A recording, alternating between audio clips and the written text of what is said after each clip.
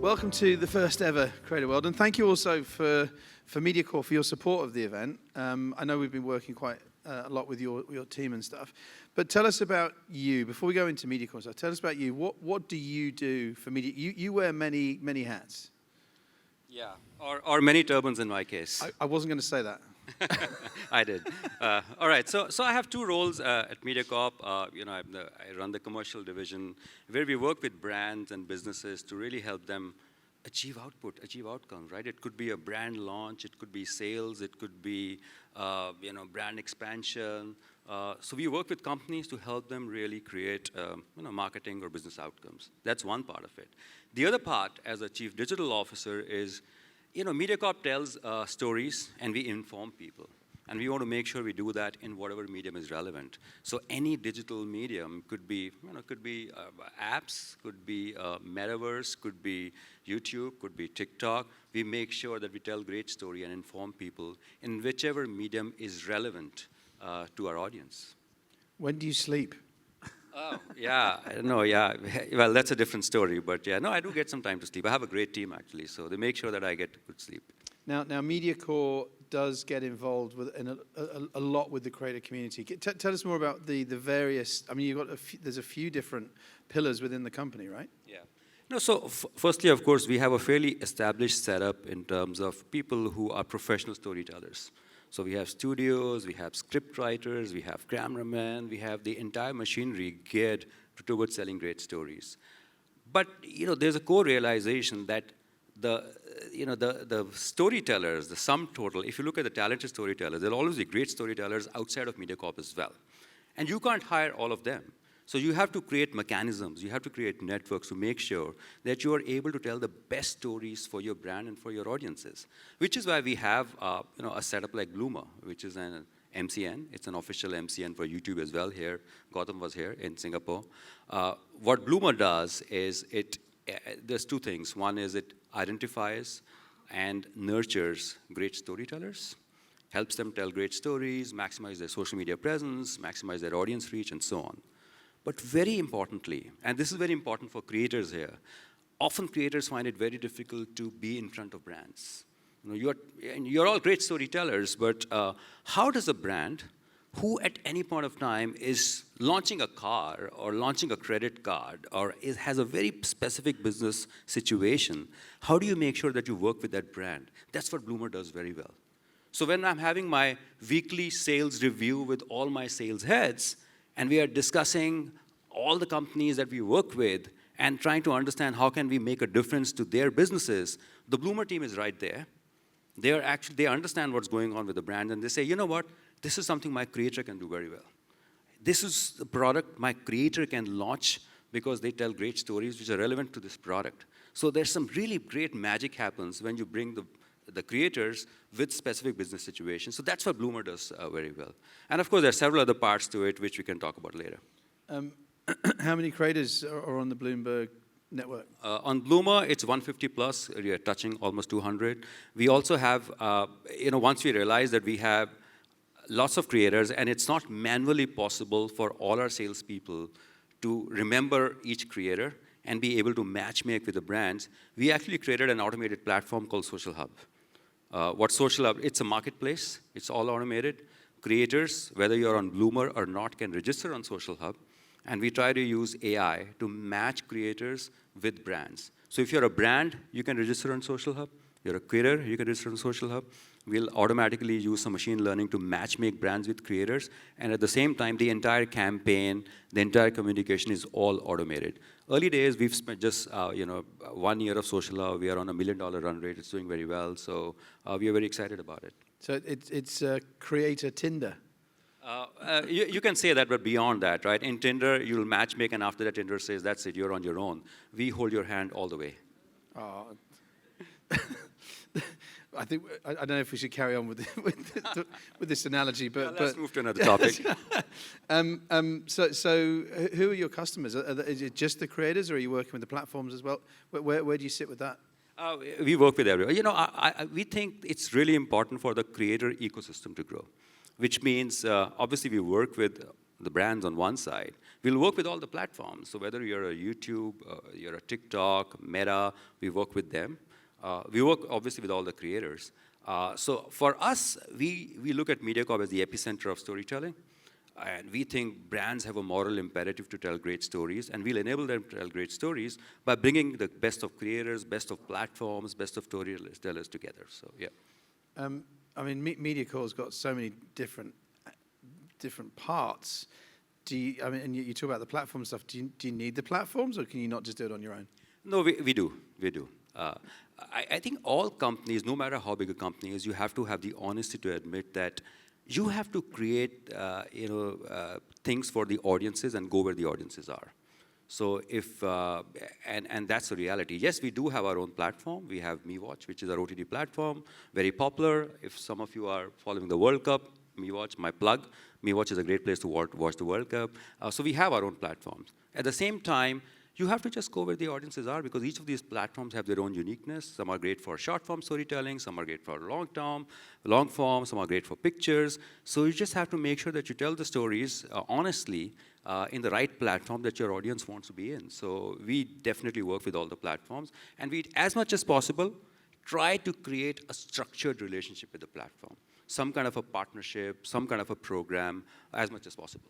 I mean, like you said, you're a media company. You're the national broadcaster. You've got a lot of different divisions within that, but you're also an MCN, and that's a very interesting mix. Now, so how do you work? How does a creator come to you? How do you work with them? We do. The Bloomer team does their recruitment hiring cycles. I think once every 6 months or so, or maybe more frequently now. Reach out to the Bloomer team. They'll try to get to know you better. They'll understand your storytelling skills, what you bring to the entire Bloomer network. They have a process through which you'll go through. And after that, we have it's a 3 or 4 step process where we identify these creators, we train them, we get them exposed to different styles of storytelling. We also try to matchmake in terms of understanding what's your storytelling skill, what kind of stories are you more proficient in. And then after that, we try to create some kind of a structure for you. I'll give you an example, a specific example of how creators find themselves in front of brands in actually solving specific business outcomes. This was about a year back where we were having a sales review, and I was talking to the team that runs the restaurant vertical, the food vertical. And a year back, because of COVID, it was a real problem. The restaurants were not doing very well. There were not enough walk-ins, and people were just not going to restaurants. And we were thinking about how do we make sure that we provide some spotlight to the restaurant, help solve a business problem for them. The Bloomer team was there. The Bloomer team said, why don't we create a series of 1 minute or short capsules where we just get these creators who are great storytellers in the food or the restaurant business, and just get them to go to different restaurants and talk about the restaurants in their own unique storytelling style. And they created this IP called 1 Minute Makan. Makan is of course, local word for food. And that was incredibly popular. We started with, I think, Trevor Minimochi, who did the first, 1 Minute Makan series. After that, it was a series of stories we did. And that led to a whole series of, vertical specific videos. Now we have a series on technology. It's called Tic-Tac-Toe. Automobile, it's called Room. Fashion, fitness, and so on. We call it Bloomer Recommends. So that's a very specific instance of how we work with storytellers and put them in specific business context to solve a business problem. And a whole new set of IPs that get created. So what we try to do is encourage storytellers to, now this is a form of an IP that got created because there was a business need. And we created an IP as an outcome of that business need. Now if you're a creator and a storyteller, we could work with you to help you create your own IP. And then try to reverse engineer that IP to the needs of a brand. So if you come to us and say, you know what, I'm a storyteller, this is my IP, this is my asset, help me work with a brand, we'll do the reverse as well. So not only is it from business to storytellers, but from storytellers to businesses as well. So we are flexible, work both ways. That's really cool. And there is a lot of conversation this week about brands working with creators and how important that is and how that relationship is forever evolving.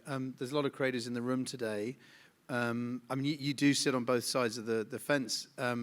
What advice would you give to young creators about creating, we're going to go back to Tinder now, but creating a successful marriage, what are the core components that go into it? Because it's not just a case of the brand gives you a storyboard and you make, hey, about this time I like to drink Coca-Cola. I mean, that doesn't happen. That's 1985. What are the core components that go into a successful relationship now? Yeah, I think three things. Firstly, one has to admit that storytelling is different from storytelling with brands. They're two different skill sets. They're related. There's a huge overlap, but they are two different skill sets. And it's really important for creators to understand that, yes, you might be great at storytelling, but when you're working with a brand, there are a few considerations you have to just think of, consider. But I would say three things are very important. One is, if you're a storyteller, you need to stay true to your authentic style of storytelling. You might be misled into believing that because this particular storyteller has millions of followers, I want to follow that style of storytelling. But actually, that's not what brands are looking for. Brands are looking for your specific style of storytelling. If they have to go for the big storyteller who has millions of followers, they'll probably work with that big storyteller. They are looking for unique voices, unique styles of storytelling, and that's very, very important. That's number one. Number two is, I would say, it's a slightly controversial statement, but when you're stuck between a brand and your audience, I would say stay true to your audience. Sometimes there's a bit of a conflict, right? But remember, the brands are there in the first place because you have your audience. You have a connection with your audience. And I would say, unless it's a small trade-off here or there, essentially, if you're in that conflict, stay true to your audience because you are there and the brand is there and we are working with you because you have a connection with the audience. So that's your fundamental relationship. It's very important. The last thing I would say is, technology and all the latest things that we hear, whether it's a metaverse, Web3, NFTs, all these things are great, and I do believe in most of these technologies and trends. At the same time, it's really important as a creator to not really get taken in by the hype. Just because we can create an NFT, just because you can have a presence in Web3 or Metaverse, doesn't mean you have to. You have to really understand what's right for the brand, what's right for that specific situation for a brand, and then figure out whether an NFT or Web3 or Metaverse is the right thing to do or not. So they stay true to what makes sense for the audience, and not because there's a technology hype or something's going through a technology hype cycle. So, yeah. So the session after this is actually going to be on Web3 and gaming and what have you. But we've had a lot of conversations. We just did our Web3 Matters event as part of a bigger event in September, and one of the greatest insights, and for anyone here that's thinking about NFTs and stuff, one of the great insights came from, he's actually Jay-Z's lawyer. He said, don't create an NFT for the sake of an NFT or for the money. Yeah. Do it if you want to connect directly with your audience, grow your community, and then if the money comes one day, fantastic. But Web3 is a subject that everyone's talking about. There's crypto winters and all this kind of stuff. But is Web3 something that Mediacorp is embracing? We definitely are. I think there are two parts to it. One is, of course, we have our own creators, we have our own entertainment assets, intellectual properties, and they do have. They should find a home in the Web3 space.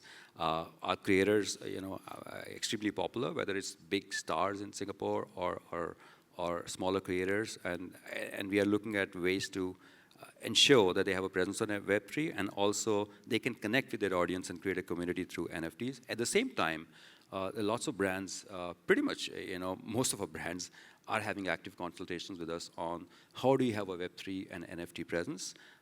And generally, our advice to them has been that first, let's understand the narrative. You need to have the narrative before you go for the NFT. You can't say, I'm launching an NFT, now let's figure out and attach a narrative to it. That's not how it works. Let's try to understand the narrative. Let's understand the totality of what you're trying to do in your overall marketing plans, what's your story to the audience, and if an NFT or a Web3 presence fits into that, let's do it.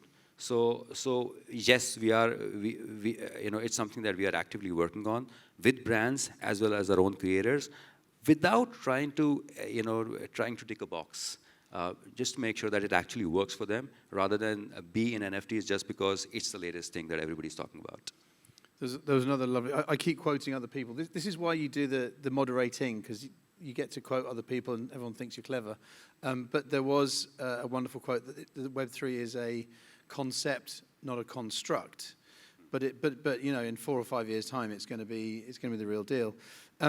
Tell us what else. You know, what else should we know about how Mediacorp is working with the whole creator community? You know, first, I think that, you know, I've talked about two things. One is Bloomer, the other is Social Hub. I think that the third thing would be, how do you create this nice confluence between content, creator community, and commerce? That's something we are actively thinking about. So we do have our own, you know, experiments and projects in the commerce space. We have something called Wondershop, which is a live streaming, you know, initiative. We've taken the first few steps in it. It's still a journey. We are still learning. But how do we make sure that all three come together? Because there definitely is a nice magical mix between content, creator, and commerce. And when I say commerce, I'm including live streaming. I'm including you know, whole variations of commerce, real time or not.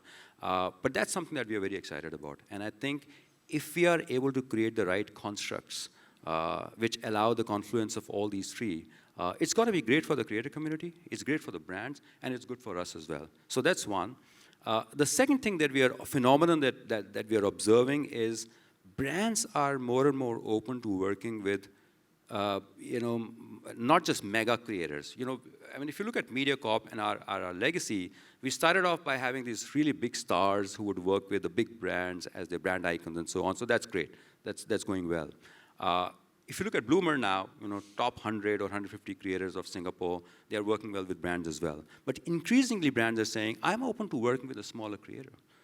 It's fine if this, you know, creator has a following of 25,000, but I like their voice, and can I work with them? Now the question is, there are lots of these creators, and how do you identify the right creator for the right brand? Because they might not be as well known as some of the bigger creators. And what we are trying to solve is this, again, a matchmaking problem where brands can connect with several creators at any point of time. These could be nano creators or micro creators, but they are occasion-specific creators. For that particular brand launch or for that particular brand campaign, that creator is the right one. They may not have a long-term annual relationship or partnership with the brand, but that's the story they can tell very well. And we know the creators are out there. We know the brands want them. I think it's the construct and the structures that you create that help them bring together. So we have this initiative called Social Tribe, where we try to get 4 or 5 creators who work with a brand and understand the brand and do collective storytelling for the brands. And I think technology will play some role as well over here. So we're trying to see how Social Hub that we've launched, can we make Social Hub not just accessible to the large creators, but the smaller ones as well? You could be a student working in a polytechnic, and you're a great storyteller. You have a few thousand followers on your Instagram or TikTok or wherever. You should be able to be on this platform, and the brand says, you know what, I like that video this student has made, and for this story, I want to work with this nano creator. I think that's something that we are leading towards, and it's not too far off in the future because the technology is there, and so that's something that we are actively working on. We did touch on micro-influencers a lot this morning. You know, there's going to be a lot with us through the week, so, and hopefully they're the ones that can learn the most from all this content. Is brand work the only business model, or are there other revenue models in there as well? We do 3 different models. We, of course, do the brand work one. We work with, you know, we've pivoted during COVID when brand dollars were scarce. We pivoted a business model, and we went to businesses and said, you know what, if you don't have marketing dollars, that's fine. Tell us what are your sales ambitions? How much do you want to grow in terms of your business? So if you're selling cars, how many cars were you selling last year? What's your sales growth number? And we work with you on your sales growth model and numbers. So we don't want your brand money or marketing money. Give us your sales operational dollars as well. So that's the new pivot, performance dollars, it's been called. So we work with e-commerce players, we work with automobile players, we work with fast food, and not just working with them on their marketing plans, but on their business growth plan. So that's one. We do a lot of content work. Content marketing is huge. We do a lot of work on the data side. Everybody knows that, you know, we are moving to a cookieless world. We have access to a lot of first-party data. Brands really want to know what will happen once there are no cookies. How will they do their targeting, campaign planning efficiency? So we're doing a lot of interesting work on combining first-party data with brands and working with them on a future where you probably won't have cookies. So there are lots of other strains and a lot of other possibilities that we are exploring. And somehow we are almost at the end of 2022. If we look ahead into 2023, what's really exciting for Mediacorp, for Parry? What can we look towards? Yeah, so two ways, right? One is I think this, if you look at the last 2 years, there have been a lot of new technologies that have just sprung up from nowhere, right? I mean, if you look at 2 years back, who knew what Metaverse was? No one did, right? Now, Metaverse went through a technology hype cycle where it went up like this. Lots of brands came up with these funny, NFTs, Bored Ape, and NFTs got sold for millions of dollars, which are now not being able to resold. So we think we've gone down the technology hype cycle, and now it's the adoption phase. Any technology goes through this. This is, and so I'm glad that we've gone through that phase where there was technology hype, went up like this, coming down, and now we're at adoption phase. That's where companies like us come in and say, all right, now this is real. Let's try to understand how can we make this technology work for you. The other thing is, again, I'll come back to NFT, but this is a less glamorous part of NFT, which is this. NFT works on a platform of blockchain.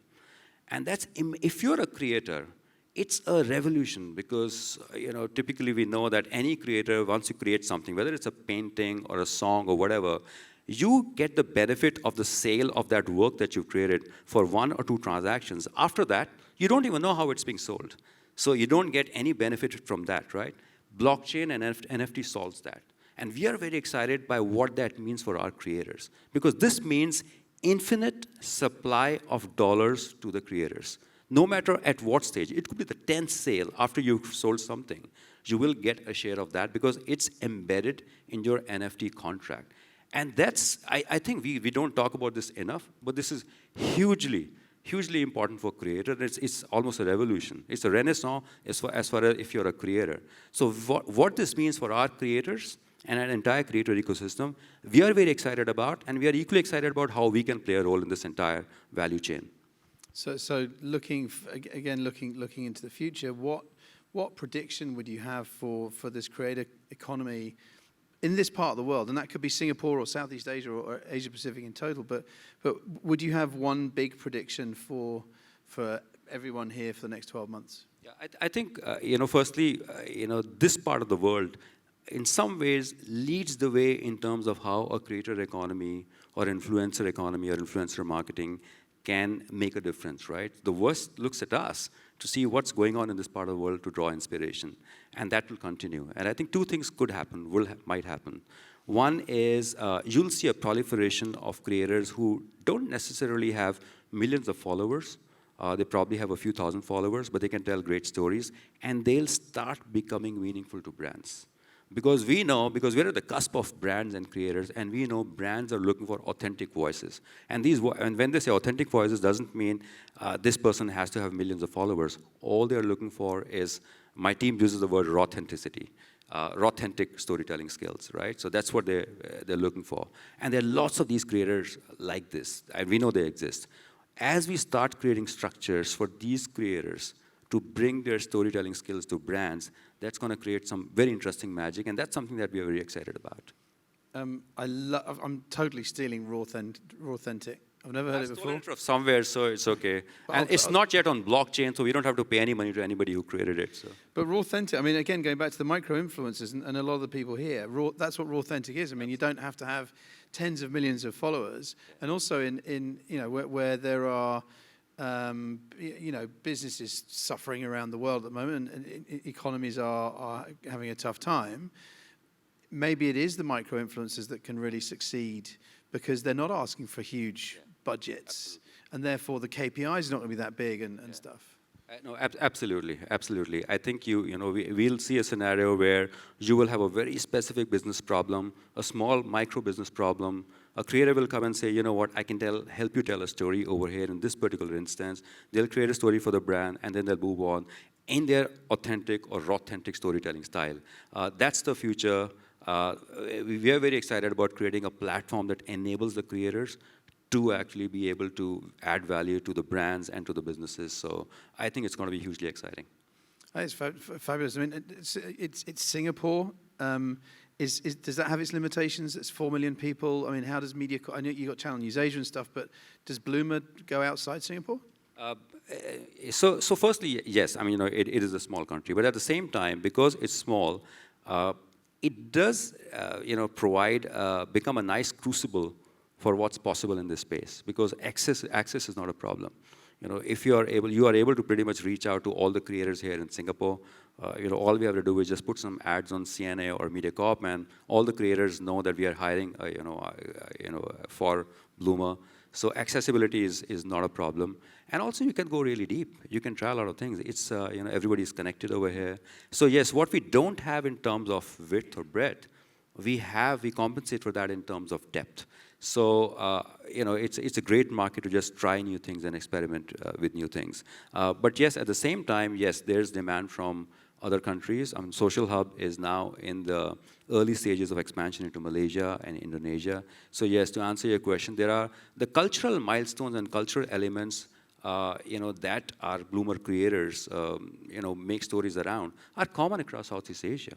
There's lots of common cultural elements across Southeast Asia and Asia. So there's no reason why an influencer in Singapore cannot tell a story which is as meaningful to the audiences beyond Singapore as it is in Singapore as well, and vice versa. So when, at the start of the day, we said it's the most exciting part of the media business right now. It really is, right? So final question for you, Parry, is for a lot of the creators here today, and certainly the new creators here today, if you were starting a check, you get to work with everyone. You get to sit in the middle of all of it, creators, platforms, brands.